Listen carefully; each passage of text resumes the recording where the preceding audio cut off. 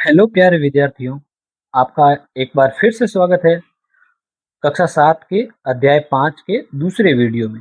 हमने एक पहला वीडियो कक्षा 5 के लिए अध्याय 5 के लिए बना दिया है।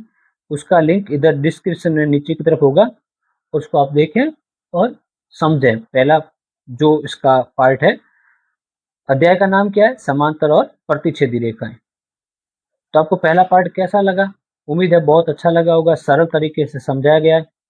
और कक्षा 7 के दूसरे वीडियो भी उसमें है। अध्याय 2 का हमने बना दिया, 3 का, 4 का, तीनों ही वीडियो पढ़े और अध्याय 5 के उसके बाद बनने शुरू हो गए। और एक वीडियो बन चुका है समांतर और प्रतिच्छेदी रेखाएं। हमने प्रतिच्छेदी रेखाओं के बारे में पहले वीडियो में सही तरीके से विस्तार से समझा था। एक बार वापस समझ लें कि प्रतिच्छेदी रेखाएं क्या होती है। हम छोटा सा समझेंगे। सिर्फ प्रतिच्छेदी का अर्थ है दो रेखाएं जो एक दूसरे को एक बिंदु पर प्रतिच्छेद कर। जैसे ये एल रेखा है, इसका नाम अगर एम रेखा हो, दोनों इस बिंदु पर काटेंगे तो इस बिंदु को क्या कहेंगे? प्रतिच्छेदी बिंदु। और ये रेखाएं क्या कहलाएगी? प्रतिच्छेदी रेखा। ठीक है, चलिए हम आज का अपना यह वीडियो शुरू करते हैं। और हमने पेज नंबर 108 तक का लगभग पूरा भाग कर दिया था। उसमें यह टॉपिक है 5.2 पॉइंट है लंब रेखा। लंब रेखाओं का अर्थ क्या होता है, अभी हम इसको समझेंगे। क्या आप प्रतिच्छेदी रेखाओं का एक युग्म इस प्रकार बना सकते हैं कि जिसमें सभी चारों कोण समान हो? क्या आप पता लगा सकता है कि प्रत्येक कोण का माप क्या होगा? जैसे अभी आपको मैंने वापस बताया कि प्रतिच्छेदी रेखाएं ये। अब आपको ये कह रहा है कि प्रतिच्छेदी रेखाएं जो है वो उसके चारों कोण बराबर होने चाहिए। 1 और 2 प्रतिच्छेदी रेखाओं का चार कोण बनते थे, 1 2 3 4। चारों का योग कितना होगा? तो देखो, मान लीजिए यह एक सीधी रेखा। मान लीजिए क्या ये सीधी रेखा होती है, रेखीय रेखा। इन दोनों का योग कितना? 180। इन दोनों का नीचे भी कितना? 180। तो चारों का योग कितना होगा? 360। ठीक है, यह अगर 50 का है तो यह 130 का। यह 130 का तो हमने पढ़ा है सम्मुख कोण, जिसको शीर्षक मुख कहते हैं, बराबर 50 के सामने वाला ये भी बराबर होगा। अगर हम चारों का योग कर दे तो कितना होगा? 360 डिग्री। अब हम ये कह रहा है कि ये जो चारों ही कोण है, रेखाएं प्रतिच्छेद वाली बनाओ पर चारों ही कोण बराबर हो। तो चारों ही कोण 360 के होते हैं, तो हम 360 में 4 का भाग लगा दें तो कितना आएगा? 90 डिग्री। हाँ, प्रत्येक कोण 90 डिग्री होगा ना, तो चारों ही बराबर भी हो जाएंगे और चारों का योग 360 डिग्री भी हो जाएगा। तो हम कैसी रेखा बना सकते हैं? एक लाइन दूसरी लाइन के ऊपर, जैसे मैं अगर इसको ड्रॉ करूं तो कैसी होगी? लगभग 90 डिग्री। 90 डिग्री आपको सही ढंग से बनाने आना चाहिए। यह 90 डिग्री। ठीक है, वैसे बनाना तो आपको चांदे की सहायता से। तो यह कोण देखो, यह एल रेखा और यह एम रेखा दोनों यहाँ पर प्रतिच्छेद कर रही है। यह 90 का हो गया। हमने पहले वीडियो पढ़ा है कि एक कोण अगर पता हो तो चारों ही पता हो सकते हैं। एक सीधी रेखा पर ये दोनों कोण रेखी कोण हो गए। यह 90 का, तो पड़ोसी कितना? तो पड़ोसी भी 90 का। अब सम्मुख कोण 90 के सामने ये, तो ये भी कितना? 90 का। इस 90 के सामने ये कितना? ये भी 90 का। चारों कोण मिलाएंगे 360 के। नियम है, चारों का योग 360 होता है और चारों बराबर भी आ गए। तो हम इस तरह से इसको बना सकते हैं। इस तरह से हम इसको अगर बनाएं तो देखिए किताब में क्या लिखा हुआ, पेज नंबर 109 पर हम आगे बढ़ते हैं। किताब में इस तरह से चित्र बन गया। अब ये जो चित्र बना है, चारों ही कोण कितने हुए? 90 के। अब 90 का बना हुआ है तो देखो इस तरह से एक डब्बे जैसा बना हुआ है, एक वर्ग बना हुआ है। तो 90 डिग्री का मतलब ही क्या होता है? उसका ऐसा चिन्ह बना सकते हैं। अगर यह चिन्ह बना हो इसका अर्थ है 90 डिग्री का कोण है, तो चारों कोण 90 के हो जाएंगे। यदि दो रेखाएं प्रतिच्छेद करती है एवं चारों कोण समान हो तो प्रत्येक कोण कितना होगा? 90 डिग्री का होगा, जिसको क्या कहते हैं? 90 डिग्री कोण को समकोण कहते हैं। लंब रेखाएं रेखाओं का एक ऐसा युग्म होता है जहां वे रेखाएं एक दूसरे को समकोण पर प्रतिच्छेद करती है। चित्र 5.4 में देखो, ये 5.4 का चित्र है। इसमें हम क्या कह सकते हैं कि रेखाएं एल व एम एक दूसरे पर लंब है। एक दूसरे पर लंब है। ठीक है, हम इसको कह सकते हैं ये लंब रेखाएं। अब लंब रेखाओं का एक चिन्ह भी होता है। वो चिन्ह आपकी किताब में आ भी सकता है, नहीं भी आ सकता है। देखो, एल रेखा पर एम रेखा लंब है, तो एल लंब का चिन्ह इस तरह से होता है। एल लंब है एम पर या एम लंब है एल पर, दोनों एक दूसरे पर लंब है। ठीक है, अब लंब रेखाएं आपको समझ में आ गई। ऐसी दो रेखाएं जो एक दूसरे को प्रतिच्छेद करे और वहां पर कितने डिग्री का कोण बनाए, 90 डिग्री समकोण बनाए, तो वे दोनों रेखाएं क्या कहलाएगी, लंब रेखाएं कहलाएगी। तो एल और एम दोनों 90 डिग्री बना रहे हैं प्रतिच्छेद बिंदु पर, तो एल और एम रेखाएं कैसी है, लंब रेखाएं। ठीक है, तो हम लंब रेखाओं पर भी सीख चुके हैं। आगे देखते हैं रेखाओं के मध्य। चित्र 5.5 को देखें तो 5.5 में देखो 1 2 3 4 5 समूह हैं दो दो रेखाओं के। कभी दो रेखाएं प्रतिच्छेद कर रही है, कभी दो रेखाएं ऐसी प्रतीत हो रही है कि प्रतिच्छेद हो सकती है या नहीं हो सकती है। देखिए हम प्रत्येक स्थिति में रेखाखंड के मिलने या आर पार जाने के तरीके का उचित आपको नाम देना। जैसे देखो यह तो प्रतिच्छेद कर रही है, ए बी रेखा और सी डी रेखा एक्स बिंदु पर प्रतिच्छेद कर रही है, तो ये रेखाएं कैसी हो गई, ये प्रतिच्छेद रेखाएं।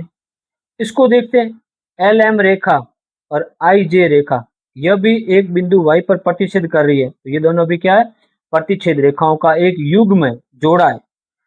ये क्या प्रतिच्छेद कर रही है, क्या एफ एच और एफ जी या जी एफ रेखा क्या एक दूसरे को काट रही है, हाँ एक दूसरे को प्रतिच्छेद कर रही है। एक बिंदु पर अगर दो रेखाएं मिल रही है, इसका अर्थ है वह एक दूसरे को प्रतिच्छेद करती है। जैसे ये दोनों एक दूसरे को प्रतिच्छेद कर रही है, इस रेखा को आगे भली बढ़ाओ, इस रेखा को आगे भली बढ़ाओ, कोई फर्क नहीं पड़ना, प्रतिच्छेद तो कर दिया इसने। तो यह रेखा भी एक दूसरे को प्रतिच्छेद कर रही है। यदि इसको आगे बढ़ाए तो आपको दिखेगा कहां प्रतिच्छेद की हुई है। एक बिंदु पर मिलने का अर्थ ही होता है कि दोनों का उभयनिष्ठ बिंदु, यह दो रेखाएं इनका उभयनिष्ठ बिंदु अगर एक ही हो, इसका अर्थ है वो प्रतिच्छेद कर रही है। ठीक है, अब हम आते हैं इस पर, क्या ये एस टी और यूवी क्या एक दूसरे को प्रतिच्छेद करेगी या कर रही है, अभी नहीं कर रही है फिलहाल। अगर इसको इस तरफ आगे की तरफ बढ़ाएं तो देखिए यहाँ पर गैप ज्यादा है, यहाँ पर धीरे धीरे कम हो रहा है। इस तरफ ज्यादा आगे की तरफ बढ़ाएंगे तो यह इधर कटेगी जरूर। ठीक है, परंतु अगर इसको देखें तो ओपी और क्यू आर को, तो ये दोनों एक दूसरे पर बिल्कुल नहीं काट रही। इनको कितना भी इधर आगे बढ़ाएं दोनों रेखाओं को या उधर आगे बढ़ाओ दोनों रेखाओं को, काटेगी नहीं। तो ऐसा प्रतीत हो रहा है यहाँ पर। तो यदि रेखाओं एस टी एवं यूवी को आगे बढ़ाया जाए तो क्या इन रेखाओं के मिलने की संभावना है, एस टी और यूवी की। तो हम देख रहे हैं कि हाँ इस तरफ आगे बढ़ाएंगे तो काट सकते हैं। यदि रेखाओं ओपी और क्यू आर को आगे बढ़ाए, ये वाली ओपी और क्यू आर को आगे बढ़ाया जाए तो क्या इन रेखाओं के मिलने की संभावना है, नहीं, यह रेखाएं मिलेगी नहीं।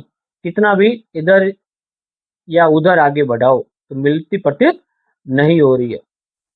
अब हम देखेंगे पेज नंबर 110 पर कुछ चित्र है, आकृतियां। यह क्या है, एक हारमोनियम या पियानो जो होता है जिसको बजाते हैं उसका चित्र है, और यह एक मेज है, और यह रेल की पटरियों के बीच में जो ये लोहे के गार्ड लगे हुए गार्डर, ये चित्र। ऊपर दिए गए चित्रों में रेखाओं के लिए क्या सरनिष्ठ उभयनिष्ठ है, उनके एक दूसरे को प्रतिच्छेद करने की संभावना प्रतीत नहीं हो रही है।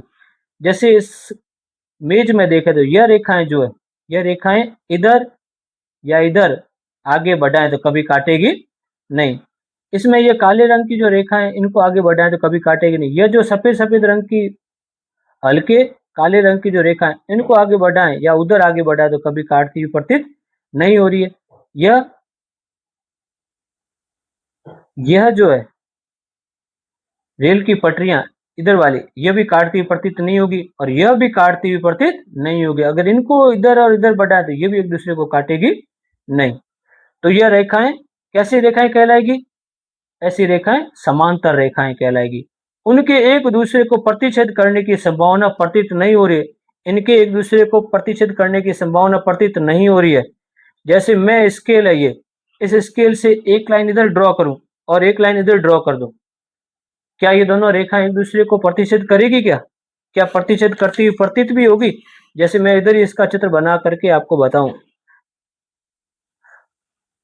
क्योंकि एक स्केल जो है वह एकदम सही तरीके से बनी हुई होती है, उनके बीच में गैप बराबर होता है। तो क्या यह इधर और इधर आगे बढ़ाने से प्रतीत होगी क्या? हमारी जो टेबल है, मेज है जिस पर हम पढ़ रहे हैं, उसके आमने सामने के दोनों किनारे इधर आगे बढ़ाएं या इधर आगे बढ़ाएं, क्या काटेगी? नहीं।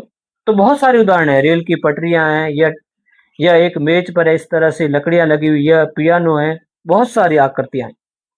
तो यहाँ पर हम समांतर रेखाओं की परिभाषा एक बार पढ़ लेते हैं।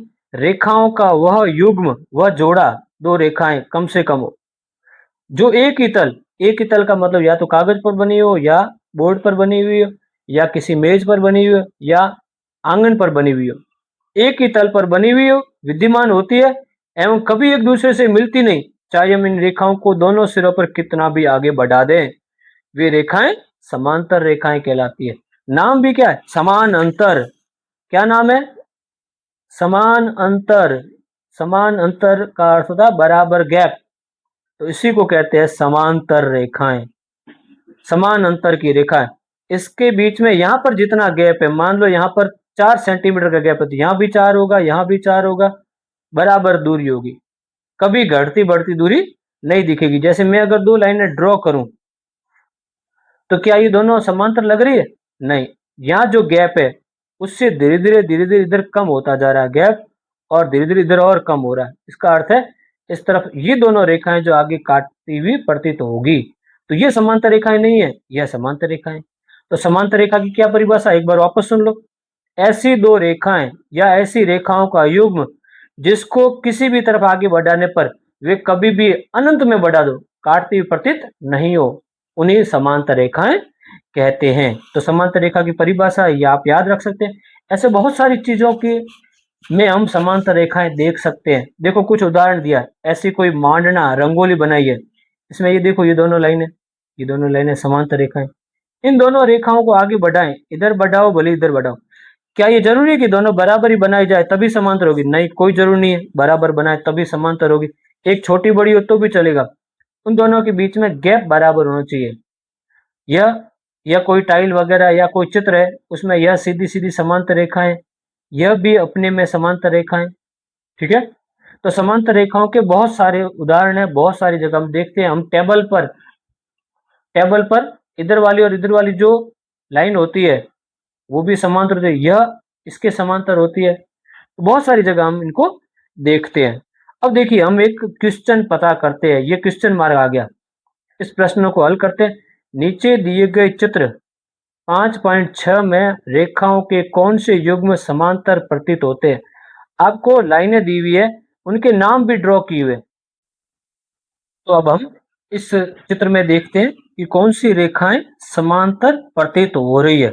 नाम क्या है लाइनों के? जैसे ये सीधी लाइन है तो इसका नाम ए, ठीक है, ए रेखा है। यह सी रेखा है, यह डी रेखा है, यह ई रेखा है, यह जो इस तरफ आडी जा रही है यह बी रेखा है। इस रेखा का नाम जो सीधी सीधी लग रही है ये वाली, ये आई रेखा है। यह सीधी रेखा ये एच है। यह सीधी रेखा इस तरफ से आडी जा रही है, उसका नाम एफ है। और ये जो रेखा ऐसे सीधी सीधी है, सीधी सीधी, इसका नाम है जी रेखा। तो आपको कौन सी लग रही है? चलो हम सीधी सीधी लाइनों से शुरुआत करते हैं। जो ए रेखा है, ए रेखा इस बिंदु चार्ट में एकदम सीधी, इस तरह से सीधी रेखा है। तो ए के जैसी कौन सी आपको दिख रही है बताइए? ए की तरह सीधी कौन सी है? आई है और एच भी है। तो ए की तरह कौन है? ए, आई और एच। ए और आई और एच ये तीनों क्या है? समांतर है। समांतर तो हम इसको ऐसे भी लिख सकते हैं, समांतर को कैसे लिख सकते हैं? ए, ये समांतर का चिन्ह होता है। ए दो सीधी लाइन है, ए समांतर आई समांतर एच। एक तो यह हो गया ए आई एच, सीधी सीधी। अब हम ऐसे देखते हैं, क्या इस तरह से है कुछ? इस तरह से सीधी, ये क्षैतिज रेखा जिसको कहते हैं, सीधी पड़ी हुई रेखा, इस रेखा का नाम क्या है? सी रेखा है। सी के जैसा कोई है? तो सी की जैसी ये रही, कौन सी रेखा है? जी रेखा। तो सी और जी हम ये लिख सकते हैं, पहला तो ये हो गया, दूसरा क्या है? सी के समांतर कौन है? जी है, ठीक है, ये समांतर का चिन्ह है, सी समांतर जी। अब सीधी रेखा नहीं, अब इस तरह से क्रॉस रेखा, क्रॉस रेखा, कौन सी क्रॉस रेखा लग रही है? यह क्रॉस रेखा लग रही है। तो कौन सी? इसका नाम ई है और इसका नाम क्या है? बी है। तो बी समांतर ई। अब और हमने इस तरफ से देखी है, जो दाईं तरफ से बाईं तरफ जा रही है वो देखी। अब बाईं तरफ से दाईं तरफ इधर वाली देखते हैं, इसका नाम डी है, तो डी की जैसी कौन सी है, एफ है। डी और एफ भी समांतर है, डी समांतर एफ, डी के समांतर एफ रेखा भी है। तो कुल कितनी लाइनें थी, 9। हम गिनते हैं, 1 2 3 4 5 6 7 8 9 रेखाएं थी, और 9 रेखाओं में 4 समूह बने, 3 समांतर थी, 2 ये 2 ये 2 ये, इस तरह से 9 रेखाओं का हमने पता लगाया। तो आप भी अपनी तरफ से सोच सकते हैं कौन सी किसकी समांतर रेखा है। ठीक है, हम आगे बढ़ते हैं पेज नंबर 111 पर। 5.4 जो है पॉइंट, कागज को मोड़ने से समांतर और लंब रेखाएं हमको देखनी है। समांतर रेखाओं का अभी हमने पढ़ा, समांतर रेखाएं क्या होती है, ऐसी रेखाएं जो एक दूसरे को कभी काटे नहीं और काटती प्रतीत नहीं होती, वे समांतर रेखाएं होती है। और लंब रेखाएं एक दूसरे पर सीधा 90 डिग्री का कोण बनाए, उसको लंब रेखाएं कहते हैं। ठीक है, अब गतिविधि है, हमको खुद को करनी है। एक सपाट वर्गाकार कागज लीजिए, तो मैं भी एक सपाट वर्गाकार कागज ले लेता हूं। जैसे मैंने ये वर्ग आकार का एक कागज लिया। वर्ग क्या होता है, जिसकी चारों ही भुजाएं बराबर हो और प्रत्येक कोना है ना वो 90 डिग्री का हो, सीधा सीधा कोना जिसको कहते हैं। जैसे किताब का भी प्रत्येक कोना क्या होता है, 90 डिग्री का होता है, पर किताब का पेज वर्ग आकार का नहीं होता है, आयत आकार का होता है। ये हमने आयत आकार कटिंग करके लिया है। अब क्या करना है, ये कह रहा है कि एक सपाट वर्गाकार कागज लीजिए। इस गतिविधि के लिए समाचार पत्र का भी प्रयोग कर सकते हैं। आप कागज के सम्मुख किनारों की व्याख्या किस प्रकार करेंगे। यह कागज है, वर्गाकार कागज है, इसका आमने सामने की जो किनारे है, यह एक किनारा, इसके सामने यह दूसरा किनारा। तो बताइए यह किनारा और यह किनारा जो है, इसकी व्याख्या कैसे करेंगे, या कैसी रेखाएं, समांतर है या प्रतिच्छेदीय है या लंब रेखाएं। इस रेखा को आगे ड्रॉ करके बनाएं, इधर या इधर आगे लंबा करें, तो इधर और इधर किधर भी लंबा करें तो ये रेखाएं कभी काटेगी नहीं। तो यह रेखाएं कैसी है, यह एक दूसरे के समांतर है। कैसी है, समांतर। तो मैं इसको इधर लिख लेता हूं, किस तरह की रेखाएं हैं, एक दूसरे के समांतर है। ठीक है, अब अगला, इसका अगला पॉइंट क्या कह रहा है, आप कागज के आसन किनारों की व्याख्या। आसन का मतलब क्या था, आसन किनारों की व्याख्या। आसन का अर्थ है पड़ोसी। यह जो किनारा है, यह इसका पड़ोसी किनारा है, इसके बारे में आप क्या कहोगे। जो भी हो पड़ोसी, यह भी पड़ोसी है दोनों, यह भी दोनों पड़ोसी है, यह भी दोनों पड़ोसी है, तो पड़ोसी किनारों के बारे में क्या बात करेंगे। तो यह किनारा, और अगर यह किनारा मैं सोचूं तो यह दोनों पड़ोसी किनारे, आसन किनारे, तो यहाँ पर ये दोनों रेखाएं जो है, अगर मैं इधर एक लाइन खींचूं और इधर भी लाइन खींचूं, तो ये दोनों रेखाएं किस तरह की रेखाएं बनाएगी, बता सकते हैं। इधर लाइन खींचो और इधर लाइन खींचो तो किस तरह की रेखाएं होगी, किस तरह की बन सकती है, तो मैं अभी आपको बताता हूं।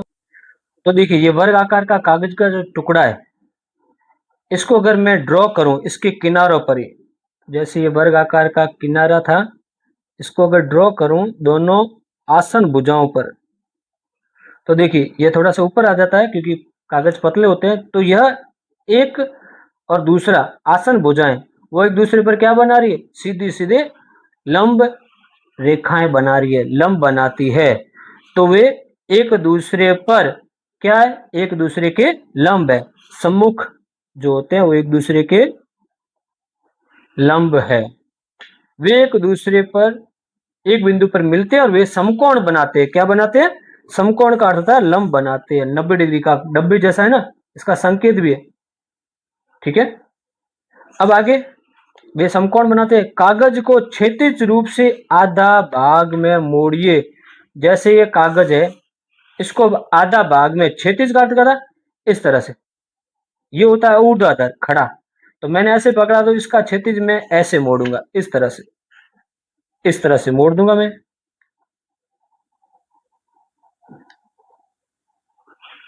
ये मैंने क्षैतिज मोड़ा, मोड़ करके फिर मैं खोल देता हूं। अब देखिए इसकी सम्मुख भुजाएं क्या थी, समांतर थी, एक रेखा और आ गई। अब 1 2 3, इधर से 3 हो गई। कागज को क्षैतिज रूप से आधा भाग में मोड़िए, इससे एक नई रेखा बनती है। नई रेखा बनती है, चित्र में भी दिखा रखा है, यह एक रेखा बन गई। और अब आप कितनी समांतर रेखाएं देखते हैं, तो हमको यह बताना है कि ये कितनी है। 1 2 3 ये तीनों समांतर रेखाएं, ठीक है। 1 2 3 ये तीनों समांतर रेखाएं हो गई। नया रेखाखंड ऊर्ध्वाधर रेखाओं से किस प्रकार संबंधित है। ये जो नई लाइन है, ऊर्ध्वाधर मतलब ये खड़ी लाइन है, इधर वाली, यह खड़ी वाली नई लाइन जो है इस खड़ी लाइनों से किस तरह से संबंधित है। तो नई लाइन खड़ी लाइनों से हम देखते हैं कि ये जो नई लाइन है, मैं इसको अगर ड्रॉ कर दूं इसके ऊपर ही, तो नई लाइन खड़ी लाइनों पर किस तरह का कोण बना रही है। यहां पर भी लंब बना रही है, 90 डिग्री का कोण बना रही है। तो यह जो नई लाइन है ऊर्ध्वाधर रेखाओं पर लंब है, समकोण बनाती है, ठीक है। अगला अगला है मुड़े हुए कागज से एक और क्षैतिज मोड़ बनाइए। ये जो कागज हमने मोड़ा है इसको एक बार और मोड़ते हैं, एक बार और क्षैतिज रूप में, ठीक है। तो हमने अब कितनी बार मोड़ दिया, 2 बार मोड़ दिया। अब 2 बार मोड़ने से बीच में कितनी रेखाएं आ गई, 3। और टोटल ये कितनी रेखाएं होगी समांतर, पहली दूसरी तीसरी चौथी पांचवी। मैं इसको भी ड्रॉ कर दूं अगर, तो इस तरह से ये रेखा हो जाएगी, ठीक है। तो यह हो गई, कितनी हो गई बताइए, 1 2 3 और बन गई, 3 और बन गई, और 2 किनारों वाली थी, तो ये 5 हो गई टोटल समांतर रेखा। और वो का वो नियम अगर देखें तो यह जो क्षैतिज रेखा ऊर्ध्वाधर रेखा थी, और ये जो हमने अभी रेखाएं बनाई, तो यहाँ पर भी कितने डिग्री का कोण बनेगा, 90 डिग्री का कोण बनेगा। यहाँ पर भी मैं चाहूं तो नीचे बनाऊं तो भी कोई दिक्कत नहीं, ये भी 90 है, इधर भी बना दूं तो भी 90 होगा, ठीक है। इधर भी बना दूं 90 होगा। इस तरफ से जो ड्रॉ करते जाएंगे, वर्ग को जैसे जैसे फोल्ड करते जाएंगे, उसकी जितनी रेखाएं बनेगी वो क्षैतिज रेखाओं, ये क्षैतिज रेखाएं ऊर्ध्वाधर रेखाओं पर 90 डिग्री का समकोण लंब बनाएगी, कोण बनाएगी। यदि आप एक बार पुनः ऐसा करें तो क्या होगा, आपको कितनी समांतर रेखाएं प्राप्त होगी। तो देखो हमने एक बार मोड़ा था, फिर एक बार और मोड़ा था, अब ये कह रहा है एक बार और मोड़ो। तो देखो हमने एक बार मोड़ा तब बीच में एक ही रेखा आई, 2 बार मोड़ा तो 3 आई थी। अब बताओ एक बार मैं और मोड़ रहा हूं, बताओ संख्या कितनी होगी। खोलने से पहले आप लाइक कमेंट करें और बताएं कि हाँ मैंने आपके फोल्ड को खोलने से पहले लिखा है। बताइए कितनी होगी, बता सकते हैं कितनी होगी, कितनी बार फोल्ड किया हुआ है, 1 2 3 बार। ये देखो एक फोल्ड मैंने खोला, फिर दूसरा फोल्ड मैंने खोला, और ये तीसरा फोल्ड मैंने खोला। कितनी रेखाएं होगी, हम इनको अगर गिने या मैं इधर ड्रॉ कर दूं, तो देखो एक रेखा यह है, दूसरी यह पहले वाली थी, तीसरी यह, चौथी यह रेखा हो गई, पांचवी यह, छठी यह, और सातवीं यह। 7 रेखाएं बनेगी। मैं इधर पूरी नहीं बना रहा हूं, ये है 7, ठीक है। कितनी बनेगी, 7 बनेगी। तो आपको कुछ पैटर्न पता चला क्या कुछ कुछ पता चल रहा है कि हाँ मेरे को सर कुछ कुछ तो पता चल। देखिए मैंने लिख करके रखा है कि एक बार मोड़ा तो हमें कितनी रेखाएं प्राप्त हुई थी, एक बार मोड़ने से 3 रेखाएं प्राप्त होती। तो एक बार वापस देख लें कि किस तरह से 3 रेखाएं थी। तो जैसे एक बार मोड़ा, 3 रेखाएं कौन सी, एक, फिर दूसरी और तीसरी, 3 प्राप्त हुई तो मैंने लिखा 3। एक बार और मोड़े मतलब 2 बार मोड़े तो कितनी प्राप्त होगी, तो वापस खोलते हैं, तो 3 बीच वाली और 2 साइड वाली, तो टोटल 5। और 3 बार मोड़ा तो इस तरह से 7 बीच में थी और 2 साइड वाली थी, तो कितनी प्राप्त हुई थी हमको, 9 प्राप्त हुई थी, ठीक है, 9 प्राप्त हुई। अगर ऐसे और मोड़ा जाए तो कितनी संख्या होगी वो आपको बताना है। एक बार और मोड़ेंगे तो कितनी संख्या, मतलब 4 बार मोड़ दें तो कुछ पैटर्न आपको पता चल रहा है, आपने देखा होगा। देखिए यहाँ पर अगर देखें तो जितनी बार भी मोड़ रहे हैं ना, जितनी बार भी मोड़ेंगे, जैसे मैं इसको एक बार और मोड़ूंगा तो जो पहले से ही लाइनें अंदर की तरफ बनी हुई है उसके मध्य में एक एक और आ जाएगी, मध्य में एक एक और आ जाएगी। तो पैटर्न क्या दिख रहा है कि जितनी थी उसका पहले डबल करो, 3 का डबल कर दो, गुणा 2, 3 2 6, फिर एक कम कर दो, 5 आई। अब 5 का डबल करो, 5 का डबल 10, उसमें से कम, एक कम क्यों कर रहे, क्योंकि वो बीच में वापस बनेगी। जो साइड वाली दोनों लाइनें हैं समांतर, उसके मध्य में कोई और नहीं आ रही है, मध्य वालों के और मध्य बन रही है, इसलिए। अब 9 का भी दुगुना करो, 9 दूनी 18, फिर एक कम करो। तो अगर 4 बार मोड़े कितनी संख्या आएगी, 17 आएगी। ठीक है, इस तरह से आप आगे आगे संख्याएं ढूंढ सकते हैं कि कितना संख्याओं में पैटर्न बैठ रहा है। तो चलिए आगे देखते हैं हम। तो देखिए, इसको सीखने के लिए वापस मैं इधर देख रहा हूं कि लाइनें पहले कितनी थी, 7 थी मध्य में। अब इनके मध्य में वापस 1 2 3 4 5 6 7 और 8 इधर बन गई। 7 और 8 15, एक ये साइड वाली 16 और साइड वाली ये 17, तो कितनी बनती है 17। तो इस तरह से हमने 17 देख भी ली। अब ये क्या कह रहा है कि इसको एक बार अब वर्गाकार कागज में एक ऊर्ध्वाधर मोड़ बनाइए। अब ऊर्ध्वाधर का मतलब खड़ा, खड़ा अगर मोड़ बनाए तो जैसे मैं अगर खड़ा मोड़ बनाऊं तो खड़ा एक मोड़ मध्य में बना दिया। अब इसको वापस खोला, इसको खोला तो ये क्या बन गई, एक ऊर्ध्वाधर रेखा बन गई, एक ऊर्ध्वाधर रेखा। ठीक है, यह नई ऊर्ध्वाधर रेखा पहले से बनी क्षैतिज रेखाओं को, यह जो नई ऊर्ध्वाधर रेखाएं हैं क्षैतिज रेखाएं हैं, जैसे इसको आगे बढ़ा लेते हैं। क्षैतिज रेखाओं पर क्या है, क्षैतिज रेखाओं को काट रही है, प्रतिच्छेद कर रही है, और क्षैतिज रेखाओं पर लंब है। तो क्षैतिज रेखाओं को प्रतिच्छेद कर रही है और उन पर लंब बना रही है। प्रतिच्छेद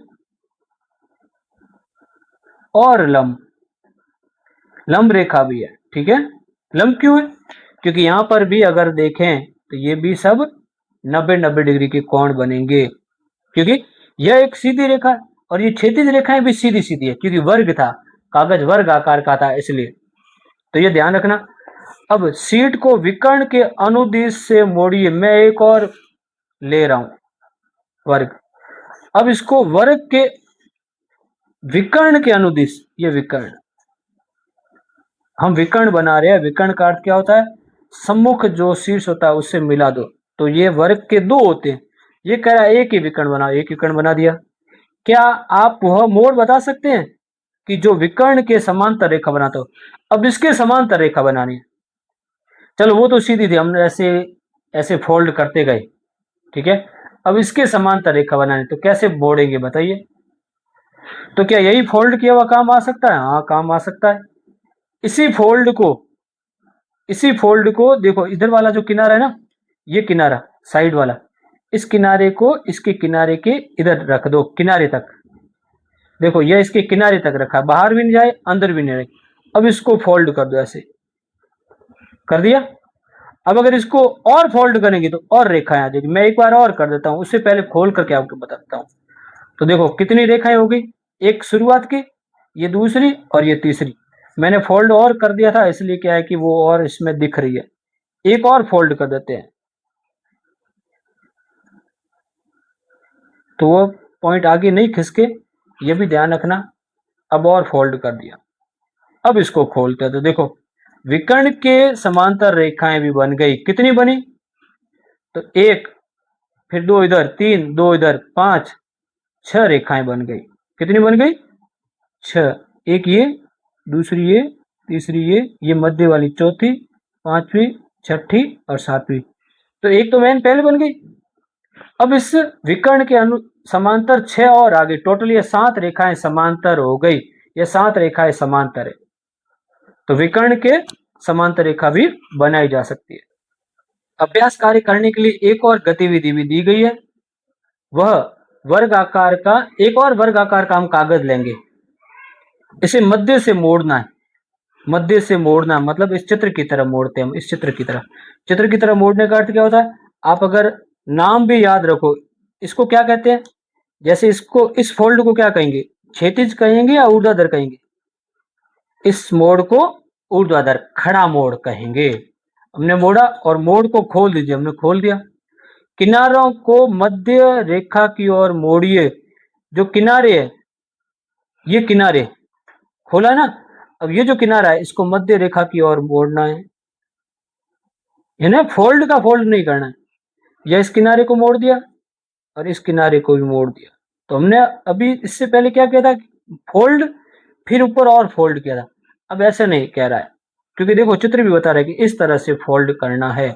अगला इस तरह से फोल्ड है। ठीक है, अब हमने खोल दिया तो कितनी रेखाएं बीच में प्राप्त हुई, 3, और साइड वाली 2 है। तो 5 समांतर रेखाएं होगी, 2 पहले से थी, 3 और बन गई, 5 हो गई। अब आगे क्या करें, ऊपरी दाएं कोने को, ऊपरी दाएं कोने को मतलब ये दायां कोना, दाएं कोने को फोल्ड करें, ऐसे फोल्ड करें कि इसकी लाइन के समांतर दिखे, या ऐसे फोल्ड, जैसे इधर फोल्ड किया है वैसे इधर भी फोल्ड करते हैं हम, वैसे इधर भी फोल्ड कर दिया, ठीक है। अब फोल्ड करके रख दिया हमने। अब इसका नाम लिख लेते हैं, जैसे इस चित्र में इधर ए है, इस लाइन का बाहर तो हम भेज नहीं सकते, इधर सी लिख लेते हैं और इधर लिख लेते हैं बी, ए बी सी इधर है, और यह पी, यह क्यू और यह आर, यह मैंने लिख लिया, इस चित्र के हिसाब से लिख दिया, ठीक है। अब आपको क्या पूछा है, ये त्रिभुज मोड़ की रेखा के पार नहीं होना चाहिए, रेखा से पार नहीं जाना चाहिए था मोड़। एक ऐसा अन्य मोड़ भी बना सकते हैं, पर हमने एक ही बनाया, दूसरे को आप समझ सकते हैं, ठीक है। क्या ए बी और सी क्रमशः, ए देखो, ए रेखा तो यही थी जो वर्ग वाली लाइन थी, उसकी फोल्ड वाली लाइन थी, और पी जो है वही वही रेखा है, तो क्या ए और पी समांतर होगी? हाँ, ए और पी समांतर है, ए और पी समांतर है। फिर बी और क्यू क्या समांतर है? देखो बी, बी क्या है, बी इधर से फोल्ड आया और ये वर्ग आकार है, तो ये बी जो रेखा है यह किसके समांतर होगी? यह भी इस तरह से 90 डिग्री का फोल्ड आया, यहां पर भी कोण 90 का है, ये कोण 90 का ही है ना, इस वर्ग का ही तो कोण है, तो ये भी रेखा बी और क्यू भी समांतर होगी। और सी और आर भी क्या होगी? हाँ, सी कितने डिग्री का होगा? यह भी एक छोटा सा वर्ग बना रहा है, जैसे मैं इस पर ड्रॉ करूं, तो देखिए मैं अगर इस पर ड्रॉ कर देता हूं, इस चित्र को, इसी को अगर ड्रॉ करें तो ये एक लाइन, ये इधर वाली लाइन और ये इधर वाली लाइन, यहाँ 90 बन गया। और अगर इधर भी एक जैसा और बना दें तो यहाँ पर भी 90 आ जाएगा, ये वापस एक वर्ग बन गया, और ये वर्ग का विकर्ण, ये जो चित्र फोल्ड करके बना हुआ है, ये फोल्ड भी इस वर्ग का विकर्ण की तरह काम करेगा, ठीक है। तो इस तरह से कौन कौन, आर जो है वो आर किसके समांतर हो जाएगा? सी के समांतर हो जाएगा, आर और सी समांतर हो जाएंगे। तो ये यही कह रहा है, यदि नहीं तो क्यों नहीं, यदि हाँ तो क्यों, ये समांतर तो होंगे, हमने अभी बताया। यह एक दूसरे पर इधर 90 डिग्री का कोण है और उधर भी एक दूसरे पर उधर 90 डिग्री का कोण है। ए कहाँ आया है? 90 डिग्री की लाइन पर ही आया, इसी सीधी लाइन पर आया, पी बी सी सीधी लाइन पर आया। अगर यह 90 डिग्री बना रहा है तो यह भी बराबर होगा, और यह इसका वर्ग की तरह विकर्ण हो जाएगा, यह भी बराबर रहेगा, ठीक है। इस तरह से आपको सोचना है, सीखना है, समझना है। अब संकेत लगाते हैं। संकेतन तो मैंने आपको पहले से बता दिया था कि कुछ संकेतन क्या होते हैं, उनके बीच में होते हैं। कोई रेखाएं अगर समांतर है तो क्या लिखते हैं? ए समांतर बी, यह भी एक संकेत है। पर चित्रों में भी संकेत होता है, जैसे ये, अगर कोई दो रेखाएं समांतर रेखाएं हैं तो उसके बीच में ऐसे तीर के जैसा चिन्ह लगेगा। जैसे यदि ये दोनों रेखाएं समांतर है तो तीर का चिन्ह इधर भी लगा सकते हैं, इधर भी लगा सकते हैं, या चाहो तो ये दोनों रेखाएं समांतर है तो इधर भी लगा सकते हैं, ठीक है। अब अगर दो के युग्मों, दो युग्मों, तो यह रेखा इसके समांतर, तो एक तीर का चिन्ह, यह इसके समांतर, दो तीर लगेंगे, इसका अर्थ है यह इसके समांतर है और यह इसके समांतर है। चारों को एक एक तीर कर दिया, इसका अर्थ है चारों ही समांतर, चारों समांतर नहीं दिख रही है, ठीक है। यह लंब है। अगर कोई दो लाइनें, कोई दो रेखाएं एक दूसरे पर 90 डिग्री का कोण बना रही है तो वहां पर हम ऐसा कोण का चिन्ह नहीं बना करके ऐसा सीधा वर्ग डब्बा बना सकते हैं, वर्ग आकार का डब्बा, और डब्बा बन गया, इसका अर्थ क्या? वो अपने आप 90 डिग्री का कोण होगा। तो इसके संकेत रूप भी हम बना सकते हैं। इसके बाद हम पता लगाइए, पेज नंबर 113 पर जो प्रश्नोत्तर है उनको भी देखेंगे, करेंगे, पता लगे कि प्रश्न आपको कॉपी में अवश्य ही करने चाहिए। कितने प्रश्न है? पहला, दूसरा, तीसरा, पेज नंबर 113 पर है, और पेज नंबर 114 पर 4 नंबर का प्रश्न और 5 नंबर का प्रश्न। यह हम अगले वीडियो में करेंगे। कैसा लगा यह वीडियो? लाइक करें, कमेंट करें, कितना क्या सीखे, क्या आपको लगा कि हाँ यह वीडियो दूसरी वीडियो से बेहतर है, तो लाइक कमेंट शेयर जरूर करें और बताएं, सब्सक्राइब करके रखें ताकि मेरा वीडियो अगला पता लगाइए कि 5 प्रश्न है वो आपको तुरंत मिल सके। और अच्छा लगे तो दूसरों को भी शेयर करें। कुछ कमी लगे तो वो भी लिखें कि हाँ, इस तरह की सर कमी है। धन्यवाद। और अपने भाई-बहनों को बताएँ कि इसमें कक्षा 10 के भी हम वीडियो बना रहे हैं, कक्षा 8 के भी बना रहे हैं, बोर्ड परीक्षा कक्षा 5 के भी बना रहे हैं।